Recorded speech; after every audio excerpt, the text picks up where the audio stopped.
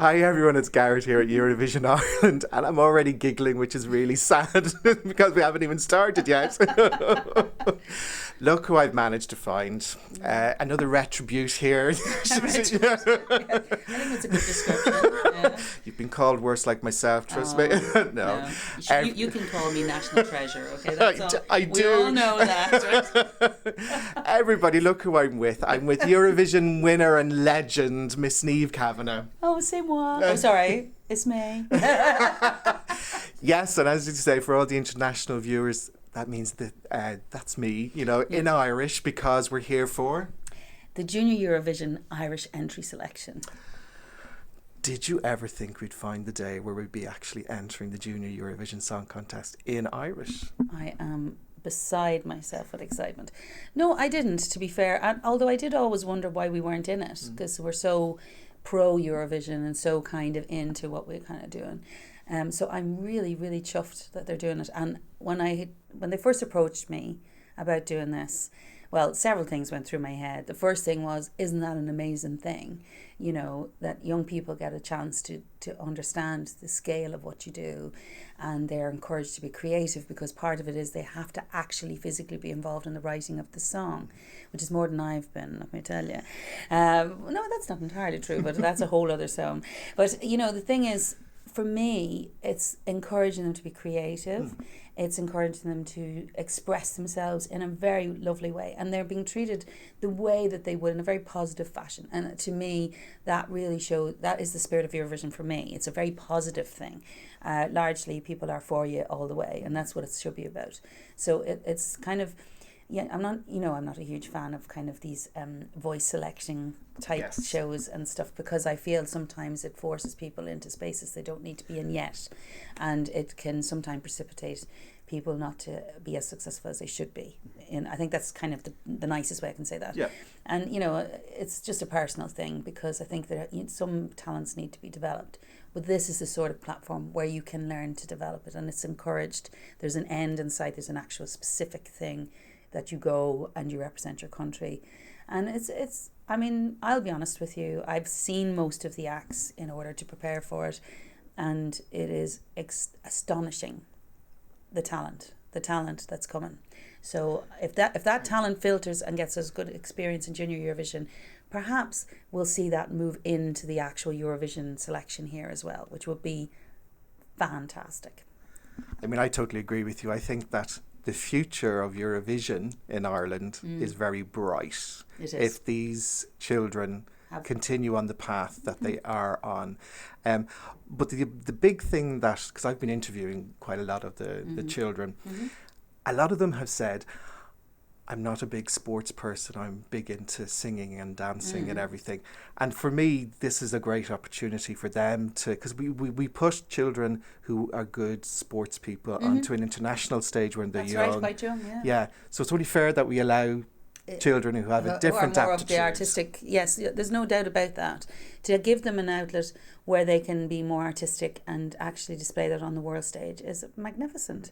And also, it would be fair to say that on occasion in the industry, there's a very jaded opinion of being involved in Eurovision, quite jaded.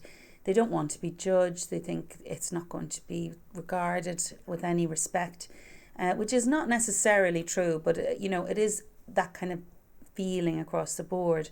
And the way that you change opinion is to take it from grassroots up. And so if you can grab and give them a very positive experience of being involved in something like this young, then they are fearless about moving in when they're older, and it can only blossom, even not just in Eurovision terms, but also across the board as far as music and other things are concerned. I think that is always been something that I feel I've championed my whole life. I like people to be encouraged in their talents and not to be discouraged, and I think sometimes the other kinds of shows do discourage you, because they give you some sense of something and you can't understand why it's all fallen away after the TV has stopped. Yeah. And the truth is, it's a TV show. And, you can say that Eurovision is a TV show, but it is a creative TV show. And therefore, and it has a specific aim. It's not, we're going to give you fame and fortune. That's not necessarily. It's a specific thing. And sometimes when people get involved in Eurovision, they think that's the be all and end all. when it really isn't. It's only an opportunity, just like everything else you do in your career. A wonderful and very life-enhancing opportunity, and I've always said that from the day that I've ever been involved in it. But I will tell you, obviously, and I have said it in the past, before I got involved in it, I wasn't sure that it would be. And yet every person I've ever spoken to would largely say that was the case. And if they don't, it's usually because they haven't really embraced it in their own heads the right way. So, realistically, no one thing will ever give you fame and fortune for very long. I actually remember, and looks. That's very serious for us, Gareth. Oh my God. This is learn lessons in life from Niamh Kavanagh. I think we've gone into the Oprah territory now. Darling, as long as it's not Jeremy Kyle, I'm happy enough. I love Jeremy Kyle. Of course you do. From a distance, okay? Right, from a distance. Tell me I'll never see Lie you there. detector results. Yeah. Tell me I'll never see you there, Gareth, please. I've probably been there. I've enough skeletons in my closet to warrant being there, possibly. Okay. I smell a new YouTube program. I would definitely preside over that. That would be fantastic. Love it. Now, the hilarious thing, and I loved your honesty yesterday, was that you were very honest with me, and we were talking about our ability to speak Irish. Oh. And I think actually you're a lot better than me. And I've been looking, at some of the rehearsals, and your Irish is, hey, Tushé Gahintak Fod. Let me tell you, I haven't actually spoken Irish since I left school in 1985. That was my leaving cert. And if you were to approach my Irish teacher in Duburca, I didn't speak it then either.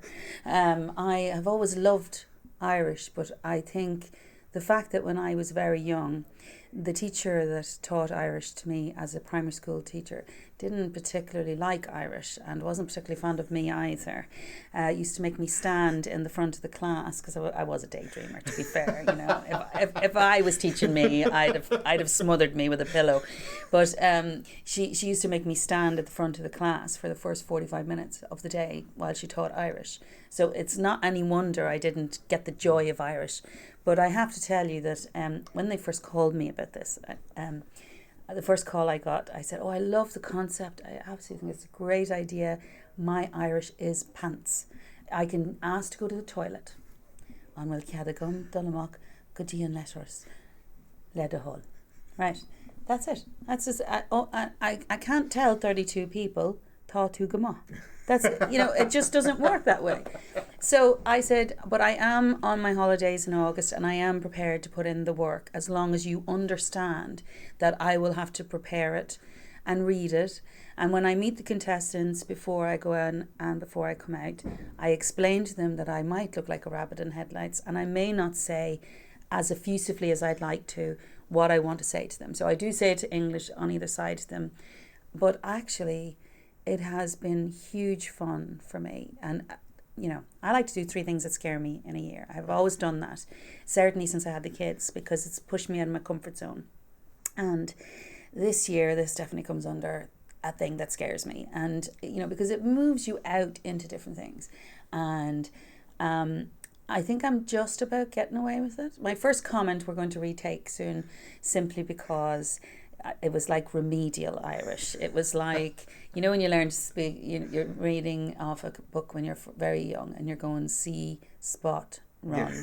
That's exactly what it was like. So I think we're going to retake that. But generally speaking, I'm doing okay. I'm kind of half reading it and I'm trying to infuse some sort of energy in it. So if you look at it and think that's really not as fabulous, it doesn't help that Stefan is beside me. And he is not only gorgeous, to be fair, but he is fantastically gifted in the Gaeilgeoir.